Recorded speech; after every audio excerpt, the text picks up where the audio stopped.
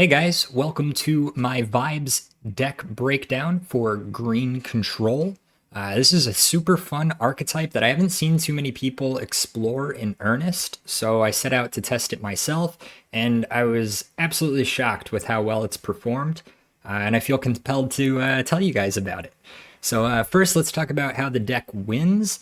Then we'll talk about how we get there, and then I'll spin up some gameplay footage so you can see the deck in action. So first things first, what drew me to test out Green is the amount of unique win conditions that you can pack into a singular deck. And the best part is most of the win cons, they only require one or maybe two cards to pull off. First and foremost, we have LucaSavesthePenguins. Now, it costs 5 green pudge, but if you have that handy, it's probably the most powerful action in the game. The effect is really simple. You choose a penguin in your opponent's huddle, and it joins your huddle. So if it resolves, it's a guaranteed 2-for-1. You're effectively removing their most threatening penguin while summoning your own version of it at the same time. So, I mean, this can be particularly effective towards the late game if you are at 13 permanents. Because, if you're sitting at 13 permanents at the start of the action phase, your opponent probably isn't too worried about you winning the game right there on the spot. But you Luca their biggest thing, that moves you to 14. You win the vibe check because you have the biggest thing now. And suddenly you're at 15 and you're shaking hands with your opponent there. I'm not sure, actually, come to think of it, I'm not sure that I've lost a single game with this deck where I've had a LucaSavesthePenguins actually resolve. It can be disrupted a bit, but if it resolves, it's pretty much GG's, and don't even get me started about the games where I've had multiple Lucas resolved. It feels like a checkmate situation, and yeah, it's definitely a single card win condition, and I feel like LucaSavesthePenguins is certainly a necessity for the green control archetype, period. Next up, we have a 2-card win condition involving EverybodyStayClam and the yellow saucy action, WhataTwist. So EverybodyStayClam has another very simple effect. You flop all penguins in play for 3 pudge, and you draw a card. So if you are in a late game situation where you're at 15 or more permanents, even if your opponent has, 10 things all bigger than your biggest thing, none of that matters if you flop every single penguin and then just use WhataTwist to unflop one of your penguins. Obviously, this can be countered if your opponent has their own WhataTwist or multiple there, but nevertheless, it is definitely a 2-card win condition that can just win you games that you have no business winning. I mean, it can also be used to just buy yourself a turn. You can force a tied vibe check if you just flop every penguin in play. It also draws you a card, so you can search for more of your answers and more of your other powerful stuff. It also has a bit of early game usage. One particular line that I've taken a couple of times involves having 3 pudge on the board and an ornate swordsman, and then the clam twist combo. So basically you can flop everything with EverybodyStayClam. You can unflop your OrnateSwordsmanPenguin with WhataTwist. And OrnateSwordsmanPenguin, whenever it wins a vibe check, your opponent has to choose a penguin in their huddle and ice it. So it can just win you some early tempo, can, potentially snowball if your OrnateSwordsmanPenguin stays out and perhaps gets a little bigger with some of our buff cards we'll talk about in a minute. But yeah, it's definitely just like a really useful utility card, EverybodyStayClam, and when paired with WhataTwist, it is definitely a 2-card win condition. And third, one card that I've definitely snuck out a few wins with that I'm sure my opponent did not see coming is KoiPenguin. We run 3 of these in here. And when KoiPenguin enters the huddle, you choose a penguin in your huddle with the highest vibe amongst your penguins. Then you put vibe counters on it until it's tied for the highest vibe amongst all penguins. So if you can imagine a situation where, maybe you have a bunch of 2 vibe penguins on the board and your opponent has survives a lot, you can play KoiPenguin. It would buff itself in that situation because it would have the highest vibe amongst your penguins, but it would immediately become a 20 vibe penguin of its own. And then you can pair that with either InspiringStory or SlidingPenguin, both of which increase one of your penguins or multiple penguins vibe by 2 at the start of the action phase for the rest of the cycle. So, essentially, yeah, you can be way behind on the last vibe check there. You can tie the vibe check with Koi and then use the +2 buff from either SlidingPenguin or InspiringStory to surpass your opponent's biggest penguin and hopefully ice the game there, pun intended. You can also just follow up the KoiPenguin buff with a StargazingPenguin who gives 1 additional vibe counter.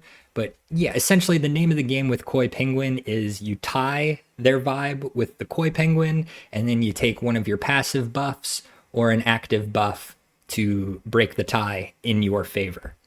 Now, obviously, this is a green deck with 4 inspiring stories and 4 sliding penguins, so it can just win by steamrolling your opponents. There's definitely quite a bit of natural bulk here. But what I love in particular about those 3 distinct win conditions is that they're all still relevant, even if you're playing from behind most of the game. Just generally, the size and scope of your opponent's huddle doesn't really matter if you're either stealing their biggest thing, if you're flopping everything besides your biggest thing, or if you're just tying and then surpassing their biggest thing.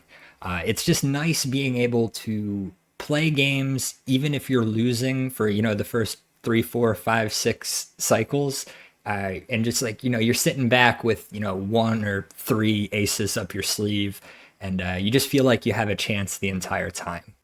Currently, I am 24-2 with this list you're looking at over the past few days, and I'm absolutely sure there is room for further refinement. So I'm very confident in saying that this is a valid and potentially very powerful archetype. So let's talk about the rest of the cards in the list, and then we'll play a game or 2 on the ladder and see how it goes. First up, we have GreenWizardPenguin. This is a must-play. It produces 2 pudge with 1 penguin. That, easily enables our clams and our Lucas. Fun little side note, if you need to, in case of emergency, if you have 3 pudge on board and you need to get to your Luca that turn, you can always play the GreenWizardPenguin and unflop it with WhataTwist to get access to that 2 pudge the turn that you play it. We spoke a bit about EverybodyStayClam. Again, just a great card from beginning to end and one part of the 2-part win con. We have BlossomingPenguin. Pretty simple thesis here. It costs 2 fish and it is green. Again, we need access to pudge in order to access 2 of our 3 main win conditions. So being able to get green pudge on the board for cheap is of the utmost importance. Similar sentiments for PenguinWhoseGardenGrows. That said, this penguin gets a lot better as the game progresses. At the start of your action time, if you have the highest vibing penguin or your penguin is tied for the highest vibing penguin, this guy gets a +6 buff, and that's from anywhere. So if you have 2 inspiring stories on board, he's going to take those 2 inspiring stories buffs and then get a further 6 vibe after that. So I've had tons of games where PenguinWhoseGardenGrows ends up reaching the 10, 12, 14 vibe thresholds. CuriousPenguin, just a 2 of. I started out with 4 until I realized that PeppyPenguin is CuriousPenguin but better, but we'll get to that in a little bit. Again, just a 3 fish, 1 green pudge penguin who can definitely either force some ties in the mid game if that suits you, or can just, win you a vibe check and get you to start accelerating if you're trying to steamroll your opponent there. We talked a bit about OrnateSwordsmanPenguin and how it can take advantage of EverybodyStayClam WhataTwist combos. I'm not 100% sure if this card makes it into the final fully optimized version of this list, but it does give me access to some interesting lines I can take, and I've enjoyed playing with it. It's not a terrible card, and it costs 3 fish and still gives you 1 green pudge. Next up, we have SlidingPenguin, who this card has to be one of my favorite cards in the list. I thought it would be pretty good when I first started playing this. Turns out it's great. It is there's so much utility packed into this very simple effect. Again, just having the autonomy in the early and mid game to either push to win a vibe check, push to tie a vibe check if it suits you, or to push and lose a vibe check if it suits you, because this says choose a penguin and boost its vibe by 2. So you can choose your opponent's penguins if the situation suits you. We've got the KoiPenguin there, standalone win con. We've got Luca, standalone win con. We've got InspiringStory, who, InspiringStory, I'm sure you guys are familiar with it if you've played any games any kind of recently. It buffs all of your penguins by 2 at the beginning of action time.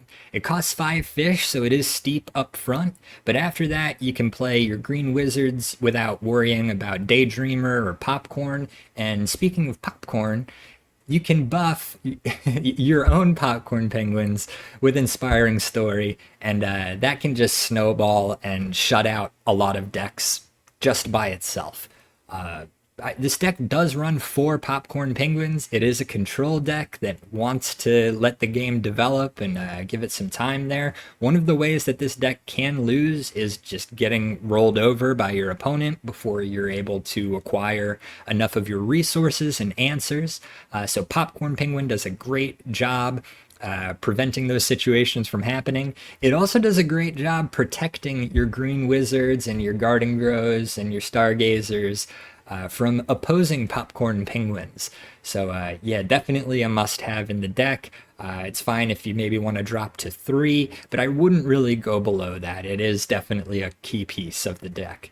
StargazingPenguin, again, just an excellent, 2 fish, 1 green pudge card, and this can also put your green wizard penguins out of range of either PopcornPenguin or Daydreamer Penguin or Gotham, if people choose to run that. So oftentimes I find myself holding my green wizards until I have 4 rods so I can play it alongside a stargazer just to make sure it's safe.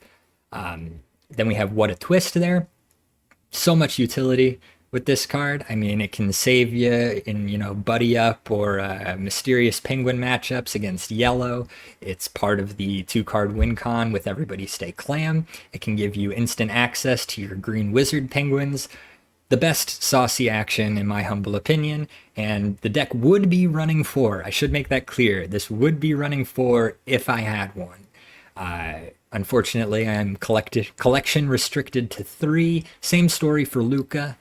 So keep that in mind. If you're building your own version of this archetype, feel free to add a 4th WhataTwist or a 4th Luca if you have it. If you have it, I'm jealous. We have 1 GreenMegaPenguin in here. This is really just for the red matchup, which I haven't run into all that often. That said, GreenMegaPenguin definitely presents some problems for red. You can kind of just leave this out by itself, let it just keep winning vibe checks and threaten to win the game for you. They're going to have to use some kind of AoE removal, some kind of board wipe in order to get rid of this. And while you're just letting it linger on board, winning vibe checks every cycle, you can be stockpiling resources in your hand so you have a strong follow-up if they do get around to wiping the entire board. So yeah, just a 1 of, because again, we do have to lose one of our green penguins, or, ideally it's a no longer useful PopcornPenguin that we're eating, but, oftentimes we just need to play penguins for pudge, and this guy is at best net neutral or net +1 for pudge for 5 fish. So, that's why it's only a 1 of there, but I mean, if you want to try a second, by all means, please let me know how it goes. We also have 1 WalktheRunway in here. This one I'm a little iffy on. I've really included it just for peace of mind in the yellow matchup, giving me another option to, or at least an option to disrupt their big Yum Yum turns. Because oftentimes they want to play Yum Yum when they have a Penguin Who Doesn't Mind Goodbyes on the board. So you can put the Walk the Runway on top of the stack there. It'll resolve and remove their Penguin Who Doesn't Mind Goodbyes before the Yum Yum goes off, and hopefully deny them a bunch of card draw. Just a one of, though. And last, but certainly not least, we have 4 PeppyPenguins. Again, originally I was running 4 CuriousPenguins, and I believe 1 more OrnateSwordsmanPenguin, until I realized that PeppyPenguin just fits this deck like a glove. It's a 3 fish, 1 green pudge, 2 vibe penguin, and it says at the start of action time, if this penguin has vibe 6 or greater, boost its vibe by a further 6 for the rest of the cycle. So if you have 2 inspiring stories or 1 inspiring story and a sliding penguin, however you can, if you can get this to 6 vibe at the start of action time, it will buff itself a further 6. So the amount of games where, you know, I've forced my opponent into a board clear, and then I just follow up with 1 or 2 PeppyPenguins that end up reaching 12 vibe by the start of action time.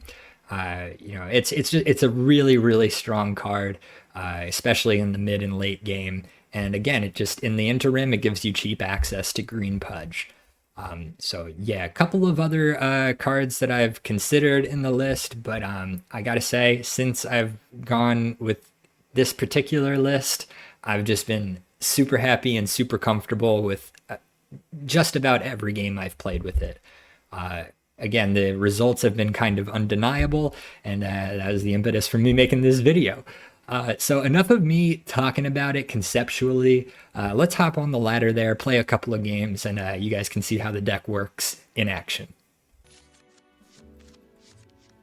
Beautiful. Okay, so I love having the 2 green wizards right off the bat, being able to sit back and play them at my leisure. I don't feel great about sending both KoiPenguins, but those are like mid-game cards at the earliest, end-game cards at best, so definitely going to send those. CuriousPenguin, I'd say is like bang average. We can probably find something better. And I think I'm going to keep both of the wizards. I'm tempted to search one more for some of our actions. We just want to find our pieces and then kind of just draw into the means to play them. So actually, yeah, I am going to send one of the wizards, and hopefully we get away with it. So for our first rod here, I am going to drop the PeppyPenguin. That's a same sentiments. It's a mid to late game card, ideally. I'm sure they'll let us finish the first turn any second now. I'm trying to make compelling content. Hey, maybe this will be a 3-turn victory. They keep letting the timer run out. Okay, well, I might as well get as much use out of this footage as I can, so be able to explain one more decision as far as rotting is concerned. Let's see what we top deck here. And yeah, I was already heavily leaning toward it, but for sure in this situation, assuming my opponent was not AFK, here I would rod the OrnateSwordsmanPenguin, just give it the old college pass. We only have one piece of one of our win conditions at this point, so we definitely want to find things if we can. Wow, they're back. They're so back. That's awesome. But now do they pass the turn? Or hit spacebar or P?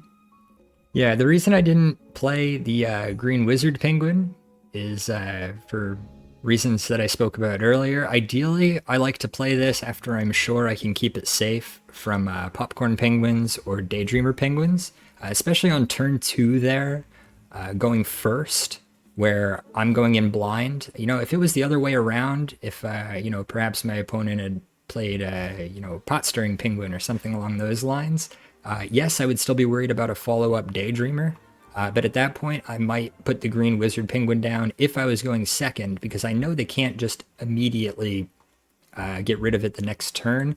I would at least have one turn where I have access to the 1 pudge, and then, you know, hey, anything's on the table. I could just everybody stay clam, you know, whatever I feel is necessary there. I didn't quite see. Did the timer run out again? Is that strike 3? This feels like a conspiracy to make the process of making this video take longer. Oh my gosh.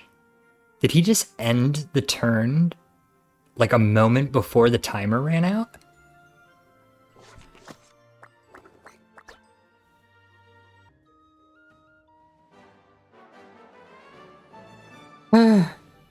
Okay. Well, that was fun. Well, let's just head right back in. Again, I did feel pretty good about that game there, despite my opponent's inactivity. The Blossoming Penguin means we can start to freely play some of our 2-vibe penguins, you know, start stacking that pudge, and still just, oh, you gotta be kidding me. No way. I can talk through another mulligan at least. I absolutely love having these 4 cards here. It's perfect in every way, in my humble opinion. So in this scenario, I'm just going to send the Inspiring Story and see if we can't find another piece. We got the WalktheRunway. Seeing as we're going against a green deck, I'm assuming that this person, quote unquote, is running the same green starter list. And in that scenario, I don't foresee getting a lot of value out of WalktheRunway. So that's a leading candidate to catch the second rod there. First rod, pretty self-explanatory though, right? Okay, here we go. Okay. Hey, that was a timely pass. You guys saw that? All right, there might be hope for this game. All right, let's go.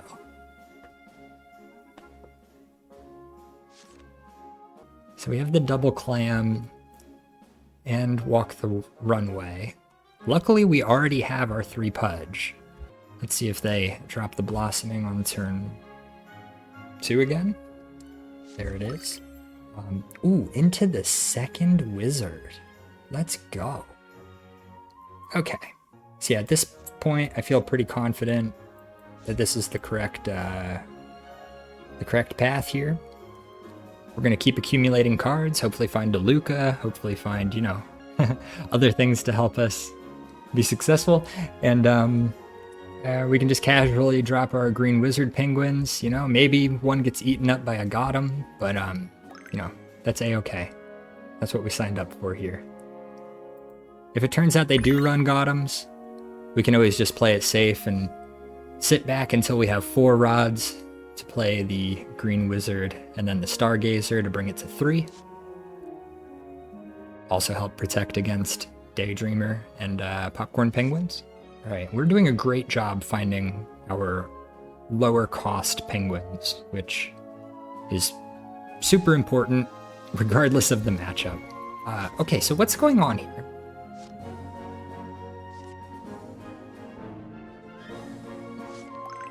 What in the world?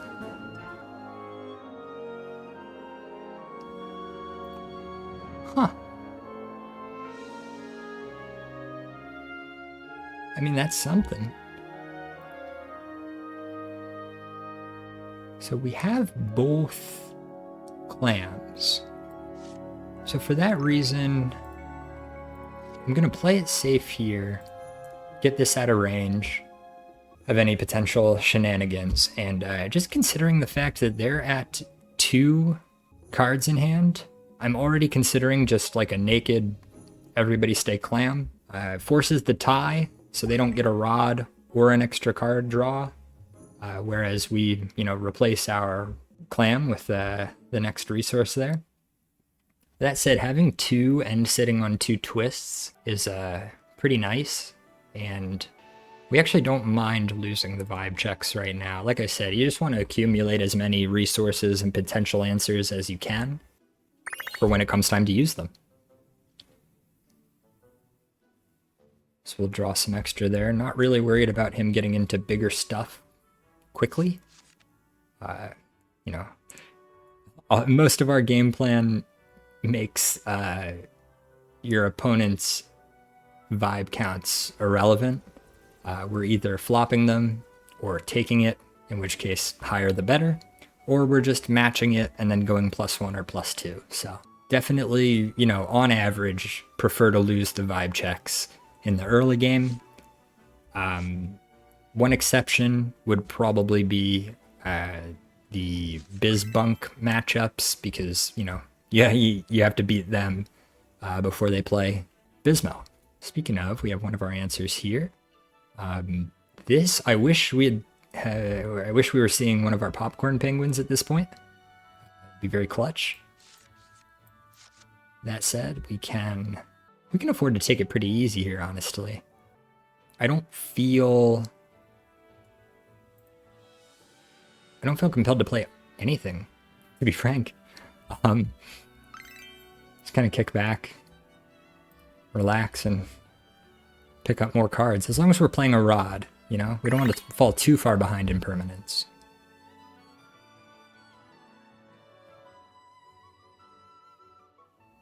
But, yeah, already I feel pretty decent because, you know, we have a lot of opportunities to catch up quickly because we have access to all these low-cost penguins. Okay, so Calvic is milling my stuff, which again, like, I wish we had seen a PopcornPenguin at this point. I'd love to get rid of that or that. That's fascinating. Okay, and the third clam. Wow. Huh. Alrighty. So that feels pretty straightforward. Yeah, we're definitely going to force the tie here.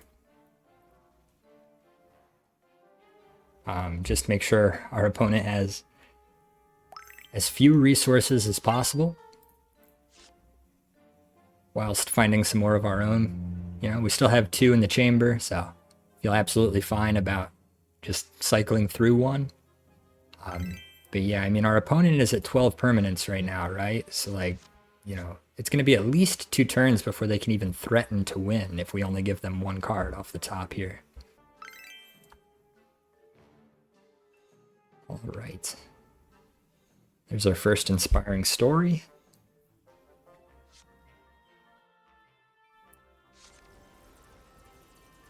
Ah, oh, RIP in peace.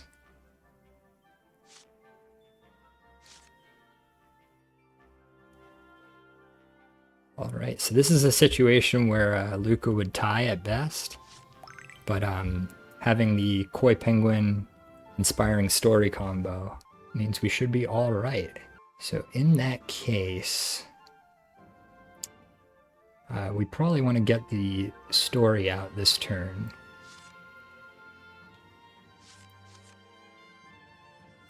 I think we're going to rob the PeppyPenguin.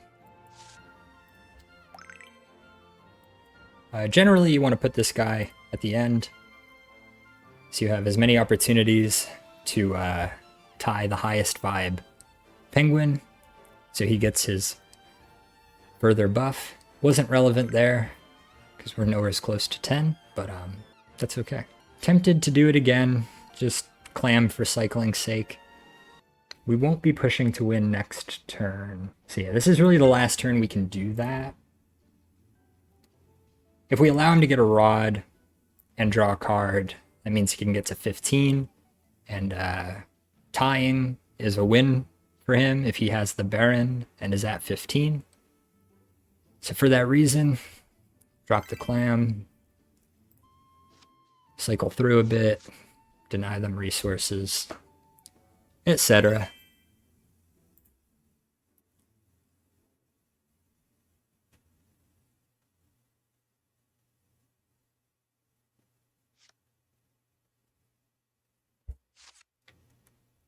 And a sketch. That is actually quite tricky. Does that beat us here? I think we're going to need that third clam. Yeah, that's pretty crazy. But then do we need the koi? I guess not necessarily. Although it would be helpful. So, yeah, the plan here, because this is going to buff one of these to 14, we're only going to be at 12 after the inspiring story here. So, we are going to clam for a third straight turn. And, interestingly enough, like this is, because we played the clam last turn, they're only at 14, so a tie is not enough for a win. And they would even have to take a step backwards because they will lose the sketching penguin by virtue of tying the vibe check. So then we'll be back to a situation where they have 2 10s on board, but we'll have a 12, perhaps even 14. And again, I could flip one of these to win this vibe check here, but I want to just keep denying them the ability to get to 15 plus, if I can,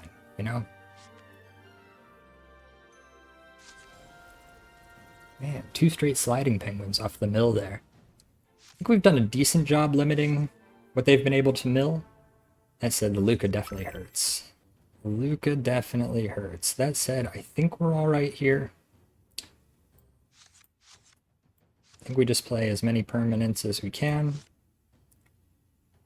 Our opponent has an empty hand. So we should get to 14. They have no means to get to 14 unless they have a couple not a rod anymore, which means they can no longer win. So I think we're good here is what I'm getting at. All right. Easy clap. Finally got a game in.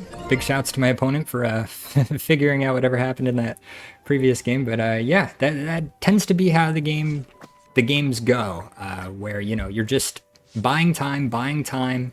You're okay with being behind, and then you're losing until you aren't, and hopefully you get a victory screen at the end there. I hope you guys enjoyed this deck breakdown for Control Green. If that gameplay footage wasn't enough for you, make sure you check out my Twitch channel there, CautionFun_. I'm going to be streaming this deck a bunch in the near future. And if you liked the video, please don't feel obligated, but I'd appreciate it if you liked, hit that subscribe button so you don't miss future deck breakdowns. And if you have any questions, concerns, suggestions, feedback, feel free to drop them in the comments section below. I'll get back to you as soon as I can. Or, hit me up anywhere on social media there. You can find those right above me as well. Most of all, guys, thank you so much for watching. And until next time, please, take it easy.